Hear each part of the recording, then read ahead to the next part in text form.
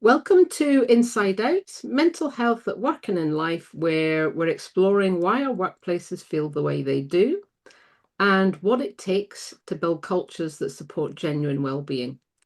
I'm your host, Catherine Eady, and today I'm joined by Carolina. Welcome to the show. Thank you. Before we dive into the topic of mental health at work and in life, for people meeting you for the first time, could you share a little bit about yourself? Sure. So my name is Carolina Uggenti, and I'm a research fellow at the Institute of Genetic and Cancer in Edinburgh. I study how the immune system senses nucleic acid and how this cause can contribute to inflammation, basically. My specific focus is on rare inflammatory disorders. So yes, that's my main focus for research, and I'm a mother of two. So that is that Yeah. contributes a lot. But yes, that's basically me. Yeah, absolutely. I mean that's the exactly thing. When we're looking at mental health and well-being in a workplace perspective, we are thinking about the things Yeah. that go on outside of work that influence that. Absolutely. Yes, I would agree 100% on that. Yeah. So when kind of starting off with thinking about the bigger picture of mentally healthier workplaces, what do you think that actually looks like in practice? So I have to say, I feel actually quite privileged at work for working at the IGC. The mental health well-being is very well looked after here. Mhm. So I guess not only I can think what I would like it a workplace to be, but I actually living it. So that is a quite very nice position to be in. And then so what is that? So what we're looking at, I think, in a workplace is a understanding basically that every one of the employee can go through different phases of their life. There's a phase when someone can be very highly productive and and giving 200% on their job, but also there will be phases then, like let's say face a maternity leave, will face like a sickness leave, like something happens in your life. It doesn't have to be really tremendous, like from a objective point of view, but it's for the individual is making a huge difference in their emotions in their life. I think the workplace somehow should attend to those feelings and understand that that we can be ups and down, but and be supportive of that, because basically there should be, I feel, a trust that the individual is going to recover from that.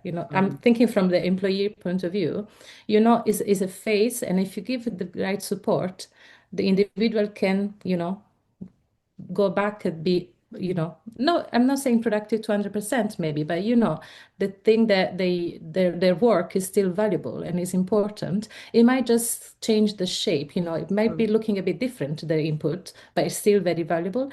So the moment the employee feels that, sorry, that the employee feels that they are supported, I think they are also more motivated, to go back on track, and then they to give their best in that time of their life, if it makes sense. Mhm. I So think in that's, I was just going to say, I sorry. think that's a really key point when thinking and touching on the mentally healthier workplace through life transitions and through Yeah, your whole period at work is actually a substantially long period of time. absolutely. If you're leaving straight from school, it's 16, 17. If you're leaving Yeah, after university and college, it's kind of in your early 20s. And yeah, then your working career is right through so many different transitions.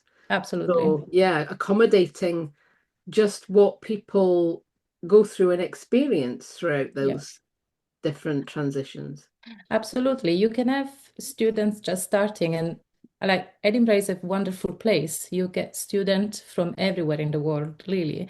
But that implies that people are completely relocating their customs, their use, their weather, even, it's just everything is completely different.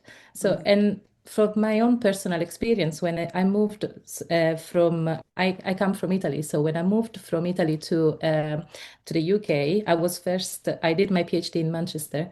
So that was a shock, a cultural shock, and also, a school shock. Everything was different, language shock.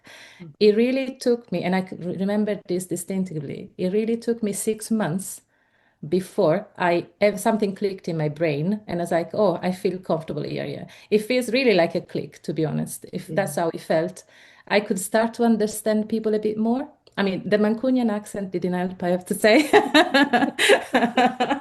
So I think, though, it was good training because as soon as I moved to Scotland, I did not struggle with the Scottish accent as much. That's But interesting. yeah, I really remember. I think it took me after 2 years maybe of being in Manchester. There was this person I would often talk to, and you get into those awkward conversation when someone says something. I don't know if you know that, but for me, like someone would say something, everyone would laugh, but I wasn't sure why everyone was laughing, so I was just laughing, Yeah. as, Yeah. uh, you know. And after 2 years living in Manchester, I remember clearly this person talking to me, and it was like a veil was removed, and I could understand it. I was like, oh, wow, that is amazing. So again, there's like a second click. But if you bring this in terms of mental health, I mean, those 6 months was really difficult. So I think that Mm. was the period when I considered quitting. And then you just you ask yourself, is this the right choice? Am I doing the right thing? Everything is so difficult. The family is away. You are effectively alone. So the support of the people around me in that moment was critical. It was really crucial for me to believe in myself and believe I could do it. And then after that 6 months period, then everything was good. Mhm. So that's how critical it is to get the right support, to have people to talk to informally, and also, to attend events that promotes like community events in the institute. Those are very important. You feel the sense of community. I Mhm. think that is one of the key actually. And that's When really interesting when you're saying that because it can be a make or break moment. A Mhm. conversation I had with somebody else who's PhD as well, that those make or break moments around the support that's around you Yes, at that time and that moment is key to whether the decisions you then go on to make. yes, And I think we mustn't underestimate that in that context that often it is about people, it's about people supporting you, but it's about yep, being kind, it's about having patience, it's about yes, taking your time with people, yes, letting them settle in, all those kind of things. And I think in where we are and generally in the world and in the workplaces, everything's about speed. yes, And I think absolutely. that is at the detriment to people actually Yeah. settling in at work and getting what they need from their work and their job and their Yeah. life. Yeah. Yeah. But what I think some people forget is that yes, I'm one of those that I'm efficient. If I'm managing people, I want things to be efficient. So kind of speed in that respect. I don't want to waste Yeah. time on things that are not gonna be relevant. But what the missing bits that some people don't consider is that being actually slow at the beginning, that makes you much more faster later. So Hmm. give a person a time to adjust, to fit in, to understand the role in the group, in the building, in the place where they are. Hmm. Actually then makes them much more efficient later on because they're gonna feel accepted, they're gonna feel welcome. So and they are gonna have, which is critical, I think, that mindset to focus on their work rather than feeling, mm, you know, not maybe I'm not in the right place, maybe this is not the right environment for me. So all these and all these translate in actually not well-being, quite the opposite. And then there's no room in your brain to think clearly, to focus about work because you're focusing on your pain. So on the emotional pain of the moment, you're not fitting in the place. So Hmm. you don't have that clarity in mind to actually focus on reading a paper, write a review, and think about an experiment, attend a meeting, either in your language, worse if it's a different language. Like you need. The other thing I remember every day was a strong headache. You Mm, just have headache because you are in constantly trying to understand people, trying to. mhm, So I think if well, that's one very key things. If you go a bit slower at the beginning and then just make sure the person is well integrated and it feels, there is support, then mhm. they are more likely actually to perform well and efficiently Yeah. in the long term. So that is one some Mhm. really important, I think. Yeah.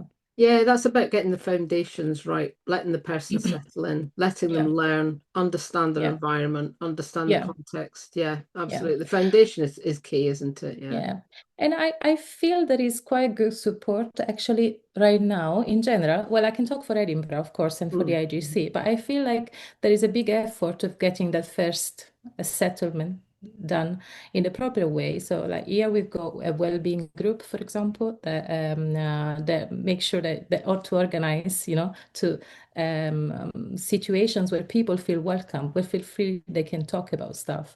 There are mm, mental health first aider available on site, which is very important. And they are like colleagues, just, like you, anyone. So they're maybe in a way a bit easier to approach. You mhm, just go sit, have a chat.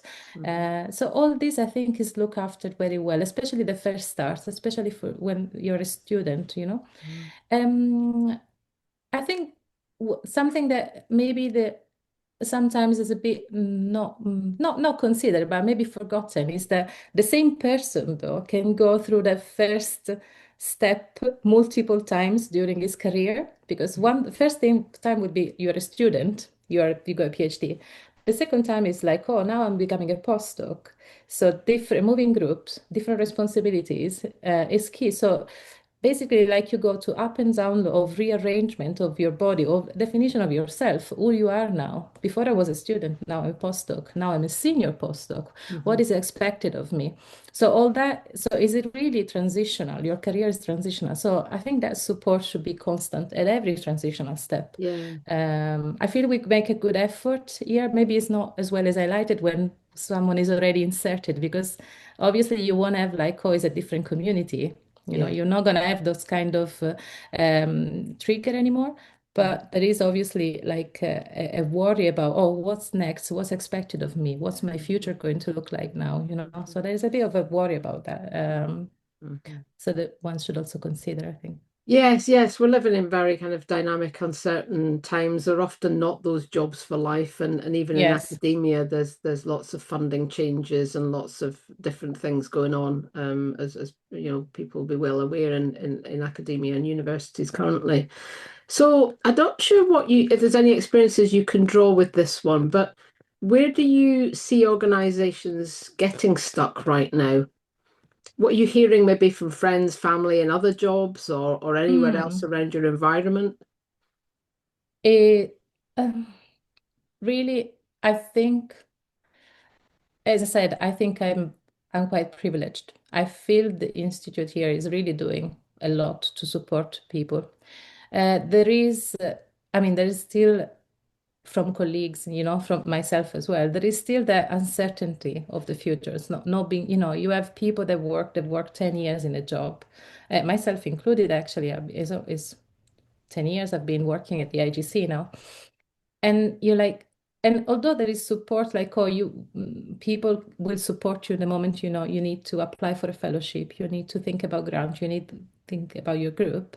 Mm, I hear colleagues around me that they don't want that, they just want to, they are happy where they are, they want to keep doing their job, and then there's no more possibility to do that, if it makes sense. mm, So mhm, it's really, yeah, you go from a contract to another, but then nobody's giving you that long-term stability. mhm, So a person who doesn't want to be like a senior, like a mhm, PI, an independent, he doesn't want to be an independent group, but its choices becomes very limited. The older you get, actually, the more difficult it becomes, to mhm, feel that stability, to feel, and I don't, and still, as much as Edinburgh, the university and the institute are good at supporting, still, unfortunately, these people are forced at some point to just leave. So let's say if a PI retreats, we've seen groups being dismantled. There is no continuity of the group, of course. And then all these people, they find themselves in their 40s, 50s with families that they just need to find a different job. And then the work market, in a way, is changing. It's changed Yeah. completely. So from when you first start 10 years ago to now, Yeah. the demand is different. Yeah. So I think that I do feel there is still a lack of caring for those people, Yeah. Yeah. and I'm not quite sure actually how Yeah. the university could care for them unless is able to offer them a permanent contract. Yeah. So that Yeah. I'm not quite sure the answer to that, but that is definitely one reason of stress Yeah. and Yeah. worries, and really for many colleagues, like when they are in that stage of their career, actually. Yeah, so that's a different type of transition and probably in Mhm. academia quite relatively unique. I was just thinking when you were talking there about transferable skills, Mm. that's different to when others change jobs. Certainly in the sector I've been part of, the Uh-huh. third sector and the voluntary sector, it's very, very, very common for us to move around, you Yeah. know. But there are so many different variety of things we can do in that sector. Hmm. And I was wondering when you were talking if there was as much transferable skills, and now the job market is changing Hmm. anyway. These people are like, yeah, literally in limbo in Yes, some way. absolutely. Yeah, yeah, Absolutely. and it's I yeah, it's interesting. I can personally relate to that. I mean, if like I said, everyone goes to ups and downs. I've had my few ups and downs, I have to say, and the institute really I've been very much supported. Yeah. No, nonetheless, those times where they have been very difficult. I've been obviously through two pregnancies during my Hmm. time here. I've been on a sick leave as well. So and so I was diagnosed with cancer, and which has been treated and is all is fine so far. So that's good. But obviously, that is the kind of news that change your lives and your perspective. So Uh-huh. at that point, you question everything about yourself. You question, oh, will I, am I going to be able to be a group leader? That's ultimately my goal. I want to be a group leader. But if not, what else can I do? How can I transfer my skill in a Mm, way? At the time when this happened, I wasn't sure how my mobility was going to be affected. I wasn't sure about anything. mm, So I was thinking, okay, what else can I do? How can I transfer my mm. skill? So I still, I'm an ambitious person. Unfortunately, I don't know if I say unfortunately, but I am, I really love my job. I Mm, like it. And I've got clear ideas. I've moved from Italy all around the world because that's what I want to do. yeah. So it was a real crisis there. So I thought, okay, what I like about my job, I like the clinical stuff. I like the mechanism. I like being involved in this. Maybe I could go for something like clinical genomics, something like Mhm. that, similar to my background. And that's when you hit a series of actually different kind of problems, because then you realize that whatever you want to do, you still need like a formal acknowledgement of your skill, which translate in masters or Right. take another course. Yeah. And the master, I asked around about the master, and the master was going to be 5 years, Oh, to be goodness. able to get the qualification. So legally you can do the job. So Mm. that I think that was outrageous, to be honest, because like I can already do the job. Yes. Yes, I'm not saying I would definitely need again a period of adjustment, but 5 years seems like it's way too long. Yeah. I'm pretty Yeah. confident I could do it like in 6 months to 1 year. I know my Yeah. skills. So there will be things that are gaps that I need to fill, but Yeah. you know, Yeah, so that's there quite, I is. mean, that's quite different actually. It's quite Uh-huh. different to kind of the standard workplace moving on from jobs. I mean, I know so many people that have done so many different jobs, but I think Uh-huh.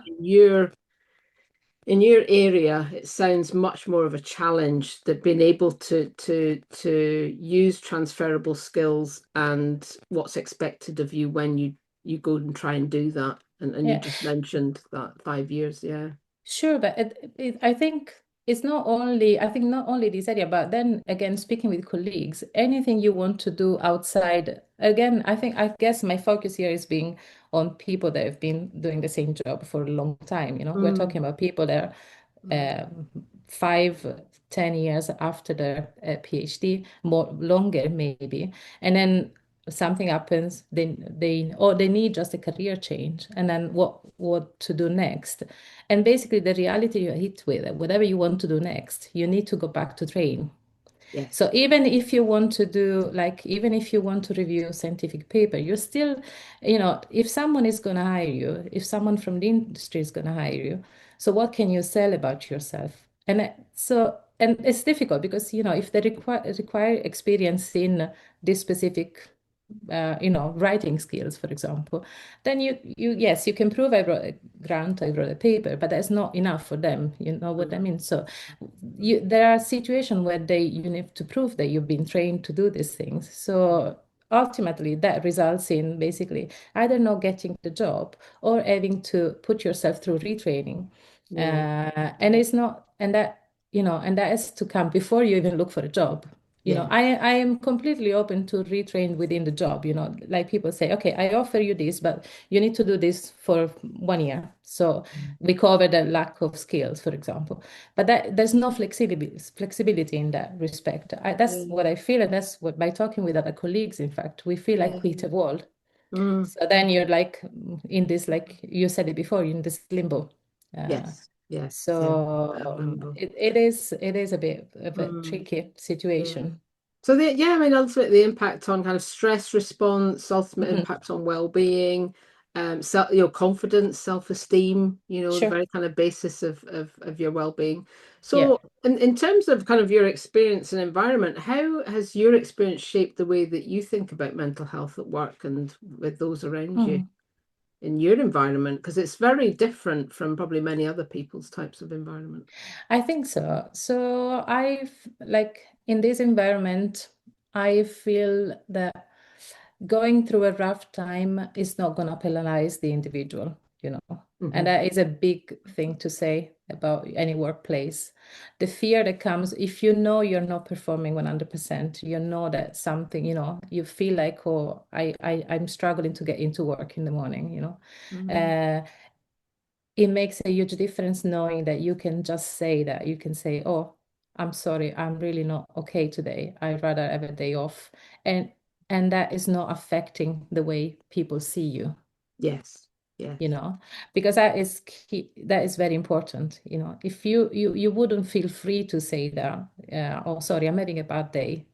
Um, if the work environment wasn't permissive, it Yeah. wasn't, understanding of that. Mm, And that's what makes the agency special, I think. yeah. The moment if you say that people are supportive, Yeah. in general term, they are very supportive and they listen to you and then, offer, Mhm, talk, just mhm, just have a cup of coffee and say, oh, why, what's going on, do you feel like mhm. talking? If not, it's fine, whenever I'm here. So it makes a huge difference, I think. Yeah. Which And is that's how it should interesting. be. Sorry. I was going to say, it's interesting that from the point of where that is, again, it comes back to people, saying, well, seen as a weakness, declaring something like that, or Hmm. seen as being less able to do your job. It often does come with repercussions of how people view people struggling in the workplace. Yes. And instead of thinking that that person needs support, it is about, well, they're not fit for the job, or Yes. they're not right for the job. It's not the right Yes. place for them to be working. They're going Yeah. to be a burden or a liability because Yeah. they're then not going to be reliable potentially. Yeah. And so if you remove all that, you get to exactly what you described, being able to say that you're struggling Mm. today and you've got that support around you, which the knock-on effect of that must be quite interesting because that must surely then help you to then have those better days that Absolutely. follow after that. Yeah. Yes, absolutely. I think what you said, all of it is very true. People feel like I cannot be open. Otherwise, I'm going to be maybe then as an individual, I'm going to be not criticized, but then they're going to think a bit less about me, about what I can do, the way I can perform. And I have to say something. I think I don't, not about what people think. I don't think that is important actually. But in terms of performance, it is true that if I'm having a bad day, I won't be able to perform. That is true. But the thing to remember is that can happen to anyone.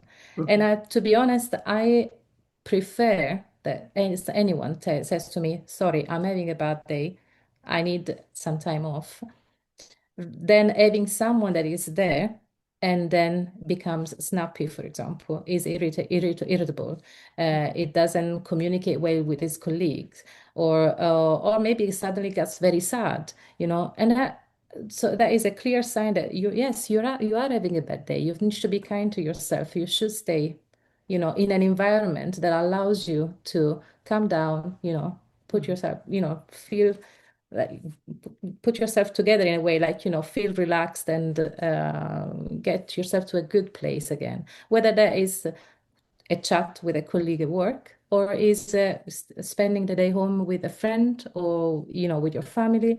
So that puts you in a much better place than that tomorrow. Mhm. So Mhm. if from I from a managerial point of view, I know that that person that day is not gonna be productive, and that's okay, because then next week it's just gonna be back, and it's just gonna be themselves again, and all this. So the key is knowing that the person is reliable, that. Mhm. So you Yeah, just need to be understanding that, like yourself, anyone can go through a rough day. yeah, If yeah. you don't, I mean, that's great. If you've never experienced it, that would be amazing. But I think it's likely the frustration touches everyone at some point in our Yeah, life. Or sadness, it yeah, is something that we can't avoid, I think, yeah. unfortunately. I think we So have yeah, to realize we're human, and actually absolutely. anyone who says they've never had a difficult day, I'd be No. questioning, well, okay, wait a minute. Yes. Yes, We I have agree. we can't be 100%, every day of the week. We're going to Yeah, be in up and down all the time. And yeah, what matters is often the pace and the quality of your work is about steadiness. It's not yeah, about speed, although, yeah, huge amount of workplace environments are all about targets and yeah, speed, but it's not about that. It's about yeah, the quality of the work. It's yeah. about what's produced and yeah, how the Oh, person feels about it. yeah, also, like, this is my personal view, but if because it can happen, the academia is very flexible. I love it. I love it Mm, for this reason. It mm, gives you flexibility, even in the time you're working. So it mhm. can happen that for a week, for example, you are working not 9 to 5, but maybe 7 to 8, Right. like to eight. Okay. It can be that you have like a very intense week because there is some big experiments coming, some paper submission coming. So there is that week that is intense. Mhm. So, and that is understandable in these settings, in academia settings.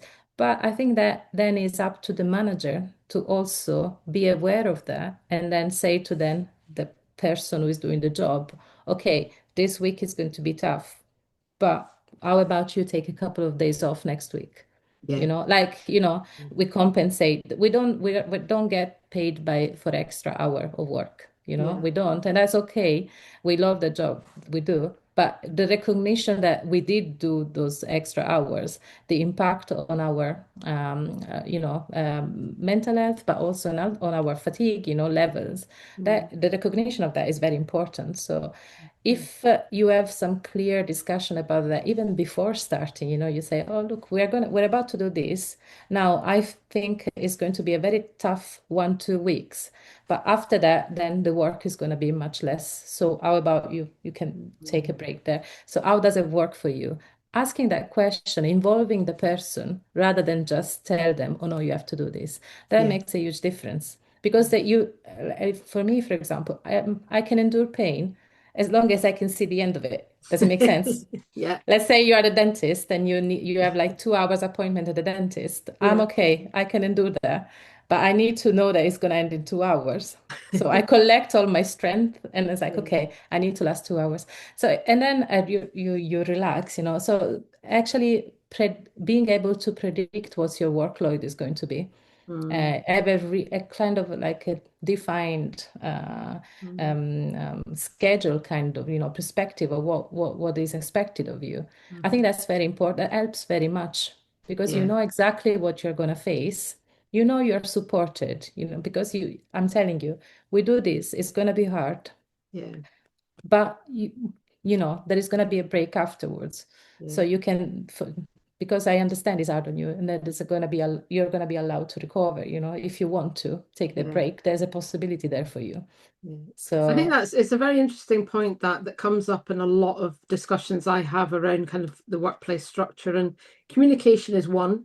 mhm, Clarity. So there mm, can be good communication in workplaces around those expectations, around those workplaces you mentioned, but sometimes there's not the clarity behind the communication. yeah, So there's been communication that something's going to be intense and tough, mhm, but there's not been enough information about it.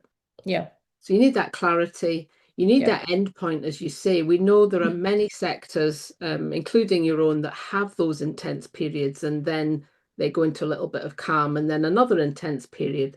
mhm, Um, and I think that recognition that rest and recuperation yeah, ultimately is going to help you then go through that next yeah, bit of yeah, work that you need to do. So it's going with that, but it's everything about really communication yeah. and setting expectations. And I think there's something that popped up there when you were talking is also being open to asking people, have I been clear enough? Yes, Do I need absolutely. to provide you more clarity? Because Absolutely. I think one person's level of clarity because I've been in that position where I thought I've been clear enough, Yeah. but someone's maybe needing some more or Yes. needing some validation or some information they've not quite understood it even. Absolutely. So yeah, it's just checking, has everyone, understood what's going to now happen during this intense period? And does anyone Yeah. need any further information about this intense period we're about to go in? Yeah. Yeah. I have that with my husband all the time. When I think I've been clear. I have the same. That's where that came from a little bit, actually. Yeah. There is a schedule. I don't know. How can I be more clear than this? Yeah. And that happens in But that yeah, happens in the asking the workplace. question is the key. I agree. Yeah. Yeah. Which I have to remind myself. In fact, I think So that do is I. very true. It's very So do true. I. Asking the question, is there anything that I wasn't Yes. clear? Yeah. Have you got any question? Have you? Yeah. So Yeah. I think that is very important. Particularly I when completely very, agree. very dynamic. Humans are very different, so dynamic. We've got multicultural, but beyond multicultural, we've got people with obviously on the spectrum and they'll Yeah. interpret what Yes. you said differently.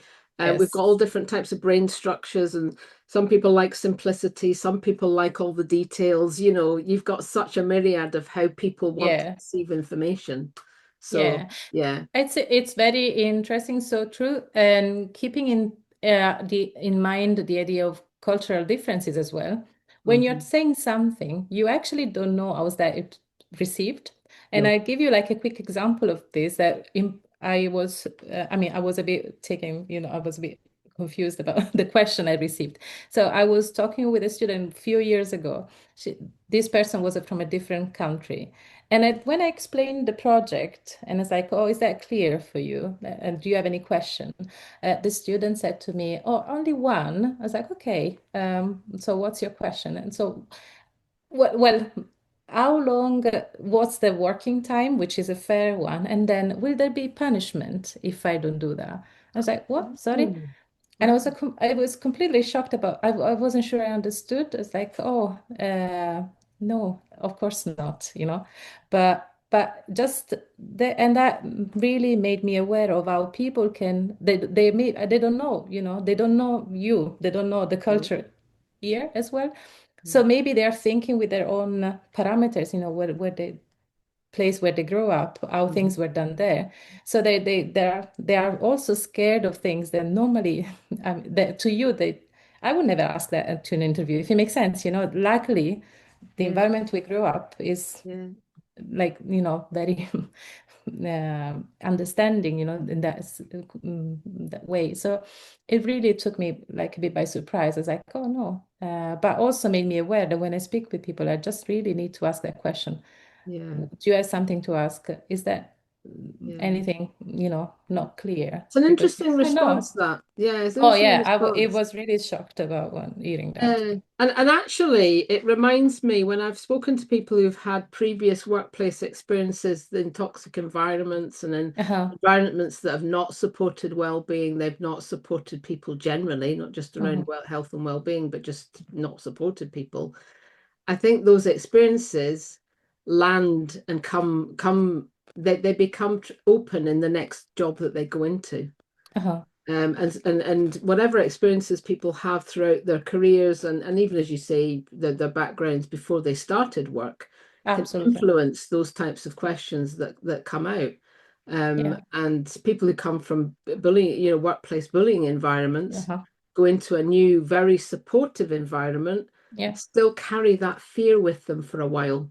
Absolutely. And it can take a while to going into a supportive environment from a much less supportive environment. It can take a while for that person to Yes. build up that trust with that new Yes. workplace environment that feels for them will feel very different from where they were that they've just left. Absolutely. And we're seeing Absolutely. that with people leaving jobs at the moment for reasons of lack of support, bullying, health Yeah. and well-being. They might have been off with significant periods of stress. They then Mm-hmm. decide to leave and find something else. Yeah. And they then land in a really lovely environment, but they're still Mm-hmm. carrying that stuff Of from their course. previous environment. Yeah, it's quite You, interesting.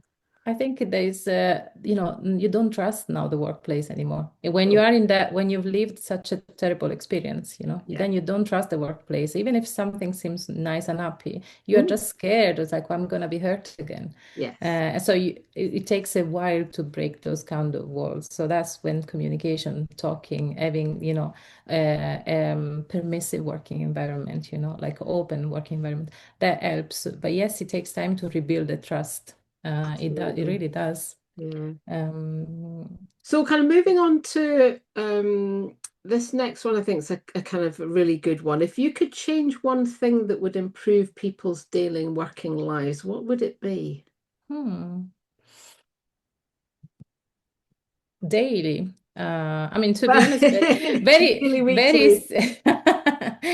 but to be honest, it's like in general, actually, really take a small walk, even around the block. Just get a bit of fresh air. That helps a lot people in general, in fact, I think.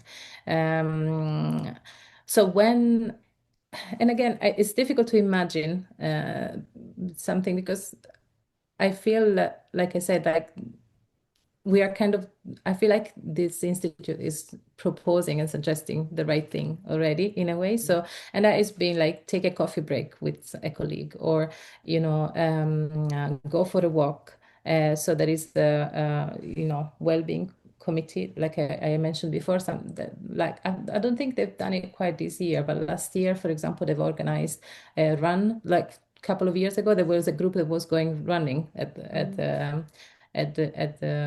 during lunchtime, I think it was. So, but the point, I think the important thing is that it wasn't just a person say, "Oh, I'm going to run. I'm going for a walk at lunchtime." So, and then there is a fear like, "Oh, but then if my line manager sees me that I'm going for a run, he's gonna think I'm not gonna work. I'm not Mm, doing a good job." You see what I mean? yes. So, but being in a workplace when there is a group that, well-being group, we're going to run for lunchtime, we're going for a walk, that is like, okay, more accepted Yeah. by also other colleagues. Funny enough, I think Mm, that the idea of seeing people being active. We got a gym here actually, which is mm, I think it's, as I said, it's very nice to know that there is that facility as well. You can just go and then do half an hour, something that takes your mind off work, but also takes your mind off family. If mm, like in terms of like if there is anything that is worrying you in your private life, having that time that you just go for a walk or go like on a treadmill or you do or you chat with a colleague. I think that is something good, and it happens already. Yes, yes. yeah. I would say like I would change that, but that definitely something I would implement. Yeah. And I think we are getting there too. We got an away day, I think, for the institute. And I've actually have colleagues or friends back to Italy that their job is to organize institutional retreat. Ah, yes. Yep. So I think that is actually something very nice, which I would like. I mean, I think we are starting to do this. We've got an IGC Family Day coming, hopefully soon. So but those kind of retreats are actually quite nice because not only you get to know the person as a co-worker, but Mhm. also outside. And and then very often I think this person, when you organize them, I think they just do also activities. Really, you organize activities so people are kind of not forced, but they interact with each other. So, and then if we are both playing escape room, for example, so it kind of makes us feel like closer, and then there's more a chance of a chat, there's more chance of to relax, there's more chance to see someone in a different light as Yeah. well. Mhm. I mean, I like being a manager. I understand that you can be friendly. Sometimes you also need to be okay. You need to say, "Oh, what we are doing today," be more like serious in a Mm. way, no? If you may. So it's nice to be able to see many face of me, Mhm. not just the person who's coming. It's like, what are we doing today? Mhm. Also, oh, let's go play this together, just so that makes you feel like we're more human, we can connect better.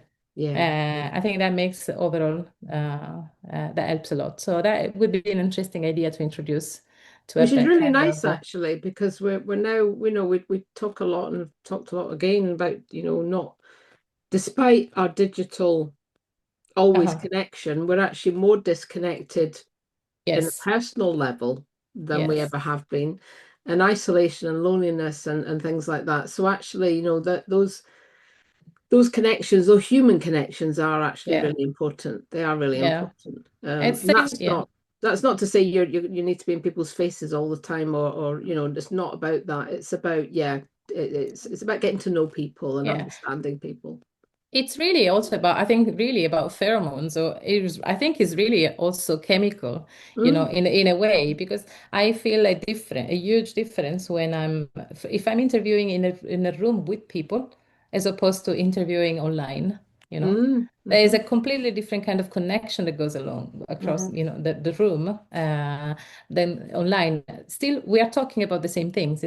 That is not changing, but somehow you feel more connected when you're, at least that works for me. I feel more connected when the people are in the room, and I feel more relaxed and more at ease. mm. I perform usually better, I think, when it's in something in Yeah, person. yeah, So it's not, it's really, I think it's really the way biological we evolved is to be yes, together in yes, a way, So it's really that yeah, sense of safety in the yeah, community that yeah, is very strong. It's not quite the same online, I would say, yeah. yeah.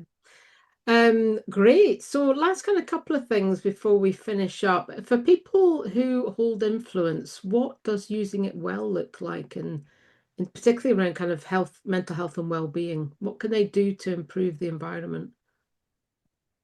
For people that hold the influence in the workplace, we're Yeah, talking, or in, yeah, in yes. the workplace, yeah. Um, What does using uh, it well look like? Because ultimately, mhm, often we have the bottom up and top down, but yeah, we have a lot happening bottom to middle. We yeah. don't have as much happening at the top. So what Mhm, could they do to actually be more, mhm. yeah, use that influence to talk about it?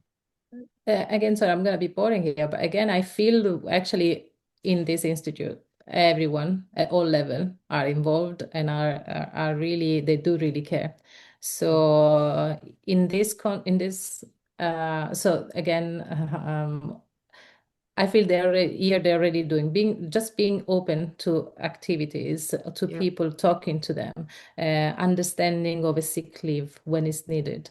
That is a huge step that the management at higher level takes as well. They're really supportive in general of the activities, and in practical terms as well. Obviously, any activity that is organized needs money, for example.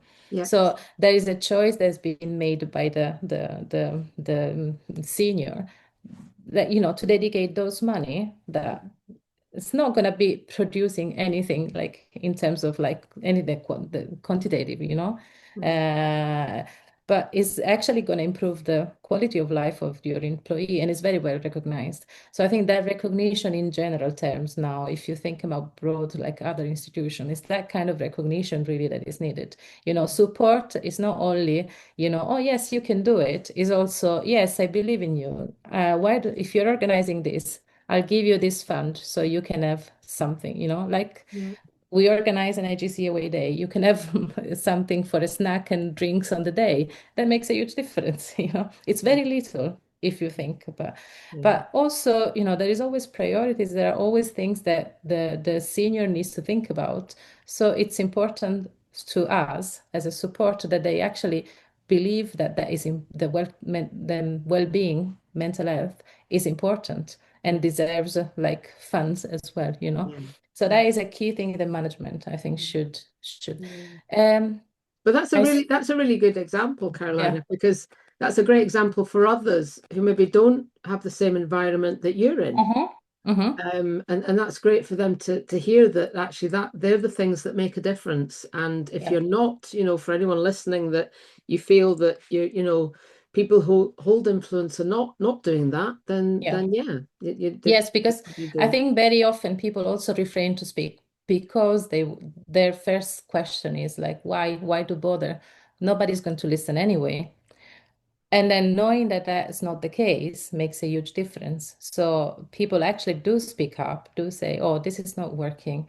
And if they know they're listened to, that again it improves, you feel better on that day if you are struggling and that day you're able to communicate you're struggling. And then what you hear is like, okay, I hear you. What can we do different? That day, that person is going to walk out happy from Mm, the institute. Not because there is a solution necessarily to his problem yet, or who knows, maybe there can be a solution for that specific problem, but they've been heard. They know that what they're feeling in that moment matters, you know. So, and that recognition is very powerful, I think. yeah. So if the senior can do that, that really speaks a lot to the individual, actually. Yeah, yeah. Well, that's brilliant. Absolutely. So take those notes, people listening. So finishing with the kind of current landscape, what still gives you hope? I mean, it's an interesting one because you're in an environment actually more unusually probably than kind of a lot of chats I've had with Hmm. different people that is set up very well. Yeah, So maybe hope for you, what still gives you hope, you maybe already have that hope in the environment you're in. yeah, But yeah, what kind of just more broadly in the current landscape with everything that's going on that is yeah, impacting people's well-being at the moment, what gives you yeah. hope? It does the support, the care I see around from my colleagues, from everyone. I think that gives me hope because with especially with the current crisis with funding and everything, we there is a really big worry. I mean, many of colleagues in my same stage at their career, they are worried that they feel a Mm, bit lost. I feel like a bit lost and I've got a plan for the next 2 years, but then it's like, okay, what if that doesn't work? What I'm left with, because there's going to be a huge gap of funding and possibilities. So the hope comes from the fact that I'm not alone in this. And mhm, then there, not only I've got other people that are experiencing the same, so that I can talk to, but also there is a leadership that is supportive. So, and if there is a need for retraining, there is always coming opportunity. And actually, people do think about you as an individual. And I've often received, a suggestion from senior colleague management to say, "Oh, have you thought about this? mm, Maybe this could be something else." So that gives you hope that you are not alone in this, and then there is support in this environment that gives you hope. And mhm, I would say, if I were to speak broadly for people that are not in the same working environment, it is not as permissive. I would say that maybe that talk to colleagues in different institutes. Maybe mm, that would be a way to see, hope, and then like just seek around the broader community, seek their opinion, and see what's happening elsewhere. I think that should be rather than, maybe you don't have support in your own environment, but mm, you can always try and reach out to someone else mhm. where really listening to this podcast, I think is going to be not this one specifically of today. I think in general, I think this is such a great idea. People have a place where they can come listen to problems and say, oh, okay, I've been through that the same, Yeah, what So very simply, just even getting in touch with MHS Scotland, for Mm, example, just to mhm. say, oh, where can I do? What can I do? Yeah, Where can I look for support there? I think yeah, that all gives me hope, I think, and yeah. hopefully gives hope to other people as well. Yeah. Yeah, I mean, sometimes people are maybe, yeah, trying to get that support too close to home, too Yeah. much kind of internal space that they're in. And maybe, yeah, there is that thing about just thinking a bit more broadly around you. What are the possibilities? Where can other types of support come from that's Yeah. maybe not coming from the environment you're currently in? If you have Yes. that around you, great. If you don't, look elsewhere and find I other guess, support. yeah, be a bit proactive in that way, you Yeah. know. Just don't feel like that's it. Yeah. There is always something else that can be done ultimately, and Yeah. then in the long term, everything will work out. I Yeah. think that's that one needs to believe that, I think, to Yeah. be able to move on. Well, I mean, I've even, from the experience of ideas coming from complete strangers, it's Uh-huh. amazing. It's Yeah. amazing where where information comes from and Yeah. how it lands and who you speak to that you get surprises from and go, "Oh, I hadn't thought about that," and it came from someone Absolutely. you barely know, Absolutely. So, Yeah. yeah, Yes. Absolutely. I completely agree. really interesting. Okay, well, that's been absolutely brilliant, Carolina. Any any final thoughts or Um, reflections? no, as I said, I was I'm really happy to be taking part of this. I think this is meaningful work, and I'm really thankful that to you to organize this. You know, you and colleague, I don't know all the people that are involved in this project, but I really think is great, and it's gonna be like a good help for many people. Yeah, yeah. I think it's gonna be It's bringing lots of different perspectives of different yeah. thoughts from all of your own individual environments, and you kind of Mhm. bring that all together, and you Yeah, have lots of different ideas for people and how they can adapt those ideas as well. Because yeah, you touched on things that are working in your environment. That's not to say they're going to work in every type of environment, but they can be adapted and absolutely. Yeah. adjusted for other Yes. environments. No, knowing that something is possible and it's happening somewhere else gives people courage and strength to actually do something about their own situation or and make a change, you know. If sometimes you're like, oh, I don't feel well, but I don't know what can make me feel better. But oh, look, this is happening here. Maybe we can try this. We can implement this in our workplace. And that's not just in terms of the people that doing the job, but even manager. Sometimes they Mm, don't know how to deal with this because it's also difficult to be in that kind of leading position, you know. So, okay, I know there's a problem, but how can I do to solve it? Sometimes we don't have necessarily all the answers. So just looking around and use this kind of tools, you know, mm, and like mhm, listen to this kind of podcast, listen to people talking about their problems. I think that is really great help for mhm. everyone involved, you know, from top to bottom, really. Yeah, Um, yeah. so, Well, that's great. Thank you very much, yeah. Carolina, and thank you to Thank you. everyone listening. We will see you in the next podcast.